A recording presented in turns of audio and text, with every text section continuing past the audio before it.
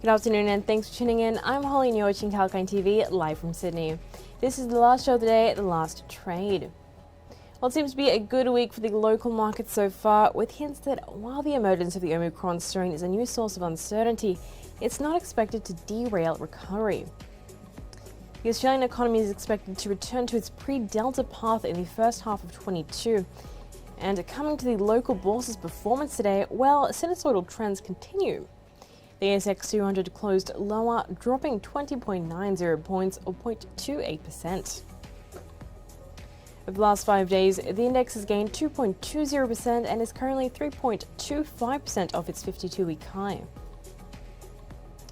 Then on the sectoral front, sectors ended mixed, along with healthcare being the best performing sector, gaining 0.35% and 1.44% for the past 5 days. The best performer was AGL Energy, up 4.6%, and a close second was Appen, up 3.18%.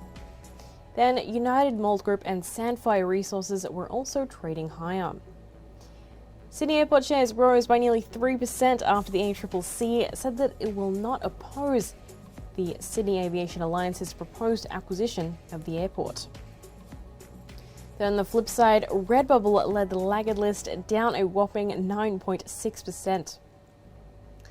Other laggards include Magellan Financial Group, Beach Energy, Zipco and Silver Lake Resources. Meanwhile, Southern Cross Media Group has successfully negotiated the refinancing of its syndicated debt facility for a further 4 years. The new facilities will comprise a 4-year revolving $250 million facility and will be used to repay the existing drawn debt of $128 million, while providing financial flexibility to support the business moving forward. Today, the company group shared that its share had plummeted by over 1%. And then Gina Rinehart-backed Vulcan Energy announced an offtake agreement for its zero-carbon lithium with auto giant Volkswagen. The Volkswagen Group continues to pursue the objective of continuously avoiding or reducing greenhouse gas emissions over the entire life cycle of a vehicle, which aligns with Vulcan's core mission to decarbonize the battery metal supply chain. Today, the company's shares soared by nearly 15%. And another stock that skyrocketed today was renewable energy generation company Genex Power, which was up by more than 13% at the market's open, after announcing an offtake agreement with Tesla. Under the agreement, Genex's Boulder Combi battery project will be operated using Tesla's real-time trading platform, Autobidder. The gas producer Woodside Petroleum will be tackling the energy transition with investments in related areas like hydrogen and carbon shortage. Hydrogen production has played to the company's strengths as it needed to steadily produced from sophisticated process plants. And additionally, the chief executive, Meg O'Neill, stated that the revenue year on year will be highly predictable. Today, Woodside shares fell by nearly 1%. Now it's time for a short break.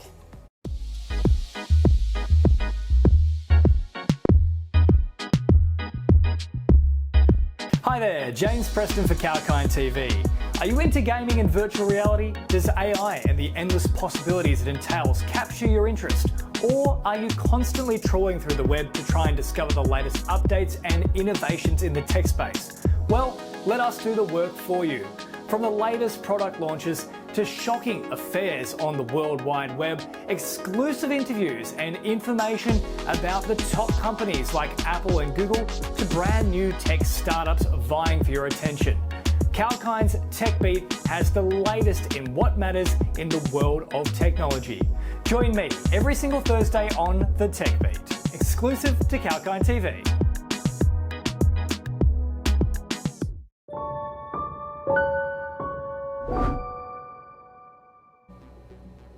Welcome back to the last trade. Let's move on now to the global market performance. Well, in the East, most Asian stocks rose as traders bet the global recovery will be resilient to the new virus strain. The MSCI's broadest index of the Asia-Pacific shares outside of Japan rose 0.5% to its 2-week high.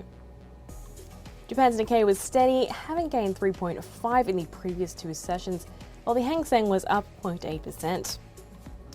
And the Indian stock market also opened in green, with Wall Street in the US closing slightly higher overnight, and three major indexes managing their third straight day of gains after test data showed the COVID vaccine from Pfizer and BioNTech offered some protection against the new Omicron variant.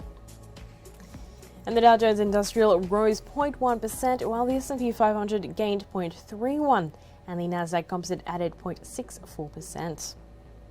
On the economic front, payroll jobs rose by 0.2% in the fortnight to the 13th of November, following a rise of 1.5% in the previous fortnight, according to figures released today by the ABS. And then in the crypto world, the global crypto market cap fell by 0.04% over the last 24 hours to stand at $2.36 trillion. Bitcoin is currently trading at just over 49,000 US, and saw a fall in its market dominance by about 0.60%.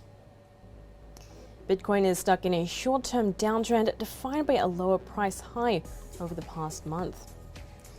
Although price indicators suggest selling pressure could slow heading into the Asian trading. Yesterday, the crypto market closely observed the CEOs of 6 major crypto companies sharing their opinions on regulation with the US House Financial Services Committee. That is a wrap for now on the last trade, but tune in tomorrow for more market-related insights and updates. This is Holly Shields signing off for the day.